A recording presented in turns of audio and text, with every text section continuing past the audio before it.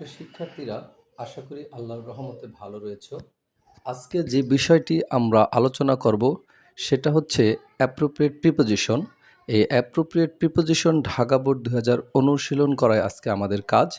এটা অনুশীলন করতেছি তোমাকে বাস্তব সম্পর্কে একটা উদাহরণ দিয়ে বোঝাতে চাচ্ছি যে আসলে অ্যাপ্রোপ্রিয়েট প্রিপোজিশনের উপরে এইচএসসিতে যে ফিল ইন দ্য গ্যাপটা আসে সেটা মোটেই কঠিন নয়। সেটার কিছু টেকনিক যদি তুমি ব্যবহার করো, ইনশাল্লাহ সেখানে সকল মার্কই আয়ত্ত করে নিয়ে আসা সম্ভব। তাই আর দেরি না করে তোমরা আমার সাথে ক্লাসটি করো। প্রথম ক্লাসে কিছুটা আইডিয়া তোমাদের দিতে চাচ্ছি। আমার সাথে সাথে প্রথমতই তোমরা কিছু শব্দ মুখস্থ করো। মনে করো তুমি অর্থ জানো না, কিন্তু শব্দগুলো মুখস্থ করবে। সেই শব্দগুলো কি দেখো? Known to.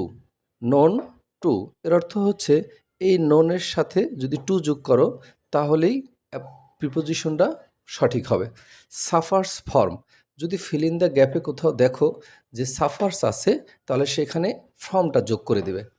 ডিপ্রাইভড অফ, যদি ফিল ইন দ্য গ্যাপে কোথাও দেখো ডিপ্রাইভড শব্দটা আছে সেখানে অফ বসিয়ে দেবে। লং আফটার, যদি দেখো যে লং রয়েছে শেষে প্রিপোজিশন গ্যাপ রয়েছে সেখানে আফটার বসিয়ে দেবে, নির্দ্বিধে আফটার বসিয়ে দেবে। এখানে এই 5টা শূন্যস্থান আমি আজকে পূরণ করব।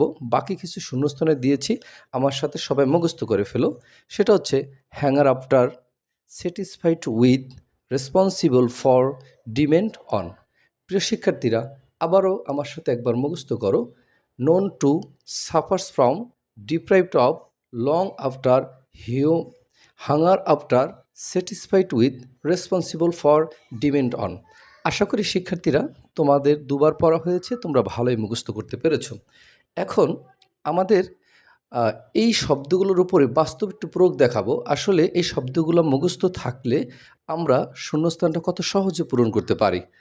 দেখো প্রথম লাইনে যে লেখাটা রয়েছে, এই লেখাটা দেখো, mister Reza works, mister Reza কাজ করে, ক্লার্ক, ক্লার্ক হিসেবে কাজ করে, ইন এ লোকাল স্কুল, একটা লোকাল স্কুলে সে কেরানি হিসেবে কাজ করে। হিসেবে তাহলে হিসেবে ইংরেজি আমরা জানি অ্যাজ, আমরা জানি কি অ্যাজ। এইখানে কিছু কিছু সময় কিছু শূন্যস্থান রয়েছে, তোমাকে অর্থ বুঝে পূরণ করতে হবে। যেমন লাইক এবং অ্যাজ মাঝে মাঝে মতর অর্থ প্রকাশ করে, মাঝে মাঝে মত অর্থ প্রকাশ করে। ঠিক এইখানে অ্যাজও হিসেবে বা মতো কাজ করেছে। এরপরে দেখো, he is poor but honest, কিন্তু সে দরিদ্র কিন্তু সৎ। হিজ অনেস্টি ইজ নোন, তার সততা পরিচিত, জানা। এখন তুমি মনে করো লাইনটার অর্থ জানো না, কিন্তু তুমি দেখতেছো এখানে নোন একটি শব্দ রয়েছে, তাহলে তোমার আর কিছু ভাবার দরকার নেই। এইখানে তুমি নির্দ্বিধায় টু বসিয়ে দিবে, টু, তাহলে তোমার অ্যাপ্রোপ্রিয়েট প্রিপোজিশনের শূন্যস্থানটা পূরণ হয়ে যাবে এবং তুমি 1 মার্ক পাবা। দেখো কেন, আমি তোমাদেরকে প্রথমেই মুখস্থ করিয়েছিলাম নন টু, নন আছে তার সাথে তুমি টু যোগ করলে, তাহলে হয়ে গেল known to. Everyone in his locality, সবাই তার এলাকার তাকে সৎ হিসেবে জানে। হি অফেন সাফার্স হাঙ্গার, সে প্রায় ক্ষুধায় কাতর থাকে বা ক্ষুধার্ত থাকে। দেখো আমরা এখানে একটি শব্দ পেয়েছি সাফার্স, ফলো করো। এই শব্দটা কোথায় আমরা শিখেছিলাম? নিচে আমি তোমাদেরকে শিখিয়েছিলাম।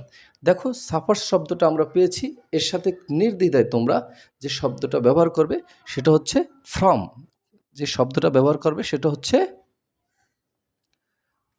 ফ্রম। তাহলে এই ফ্রম শব্দটা যদি এখানে বসিয়ে দাও তাহলেই তোমার আনসারটা হয়ে যাবে। প্রিয় শিক্ষার্থীরা, আশা করি আমার টেকনিকটা তোমরা বুঝতে পেরেছো যে অর্থ ছাড়াও কিন্তু আমরা এখানে আনসার করে আসতে পারি।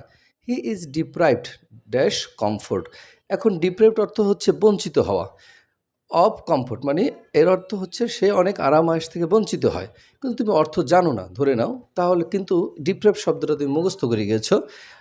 আল্লাহর রহমতে তুমি দেখেই তোমার মনে পড়ে গেল তুমি ডিপ্রাইভড পরে কী বসে, আমি তোমাদেরকে একটুকে মেমোরাইজ করেছি, সেটা হচ্ছে অফ, এখানে বসিয়ে দিবে অফ, নির্দ্বিধে আনসারটাও হয়ে যাবে। অ্যান্ড মেনি আদার থিংস, এবং অন্যান্য অনেক জিনিস থেকে সে বঞ্চিত হয়। He does not long wealth, সে আশা করে না ওয়েলথ, সম্পদ। এই যে লং এর সাথে একটা প্রিপোজিশন আফটার যদি যোগ হয় এর অর্থ হলো কোনো কিছু আশা করা বা প্রত্যাশা করা। কিন্তু এখন আমরা পরীক্ষায় যখন এরকম আসবে লং অর্থ জানি লম্বা, না, অ্যাপ্রোপ্রিয়েট প্রিপোজিশনের বেলায় আমরা যে কাজটা করব, লংয়ের পরে ড্যাশ থাকলে আমরা এখানে আফটার শব্দটি বসিয়ে দেব। লং লংয়ের পরে আমরা আফটার শব্দটি বসিয়ে দেব। দেখো এই যে আফটার। এখন প্রিয় শিক্ষার্থীরা, আশা করি তোমরা বুঝতে পেরেছো যে অ্যাপ্রোপ্রিয়েট প্রিপোজিশন এমন একটি অধ্যায়, অনেক সময় অর্থ না জেনেও আনসার করা যায়, তবে অর্থ জানাটা জরুরি। জানলে তোমরা আরও সহজ হবে, কিন্তু ভয় পাওয়ার কিছু নেই। প্রিয় শিক্ষার্থীরা, আমি এখানে 5টার উত্তর করে দিলাম আর 5টার নিচে আনসার করে দিয়েছি। তোমরা এই শব্দ 10টা মুখস্থ করে তোমরা ঢাকা বোর্ড 2019 বাসায় বসে করে ফেলবে। ধন্যবাদ যারা ভিডিওটি দেখেছো, তোমাদের পাশে আমি আছি, শাহাদাত হোসেন।